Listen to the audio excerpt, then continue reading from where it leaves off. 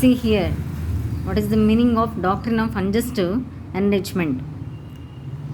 With the help of these cases, we will understand. Case A, in case A, we will understand with the help of this. Government and there is a seller and buyer is there.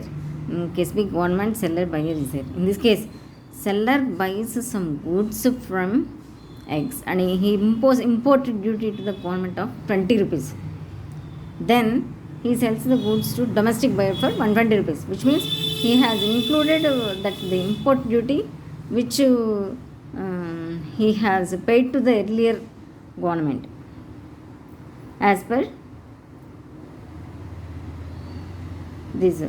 Then otherwise it will go to the consumer welfare fund, 20 rupees. The buyer, the seller will get that 120 rupees also. The 20 rupees plus 20 rupees, 40 rupees.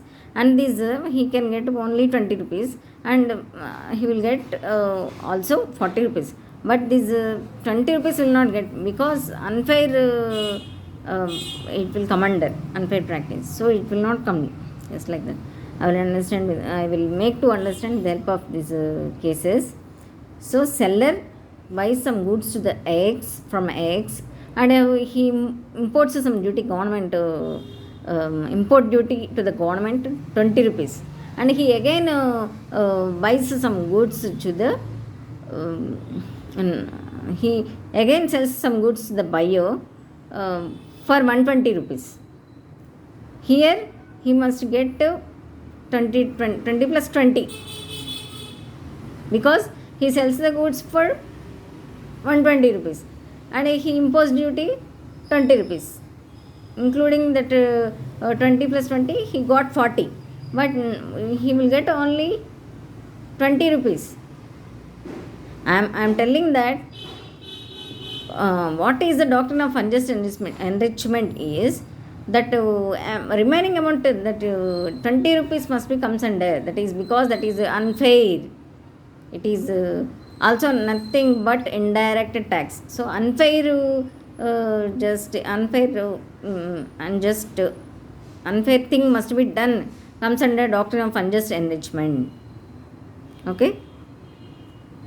And next, what is the meaning of that ipso facto material facts antaditone danantaga adi అని చెప్పి by the fact itself. Okay.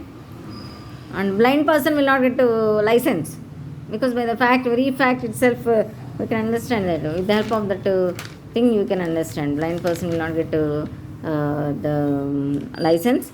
And next one is it is a Latin word, and if at all one person married another person and they married with each other and the husband marries another person without taking divorce or something else, that is there is also ipso facto, it must be comes under ipso facto. The fact itself it must be called as. You can understand, I think you can understand about these two doctrines, doctrine of unjust enrichment and ipso facto, because that extra 20 rupees extra money must be called as unfair money, that is it must be called as doctrine of unjust enrichment, because the seller will get import duty 20 rupees from the government.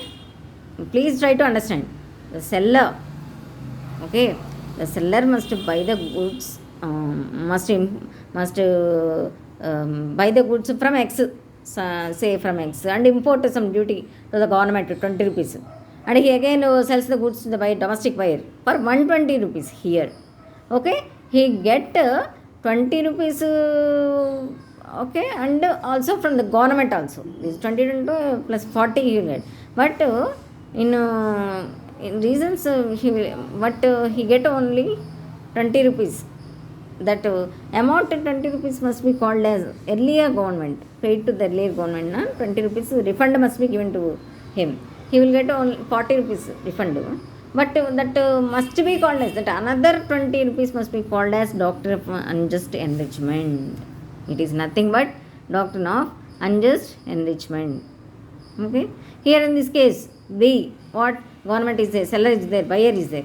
Government seller sells the goods, means from the X and imported duty to the government 20 rupees here, and he sells goods only for 100 rupees only from to the buyer, only 100 rupees, here in this case only for 100 rupees, that only 20 rupees, that okay.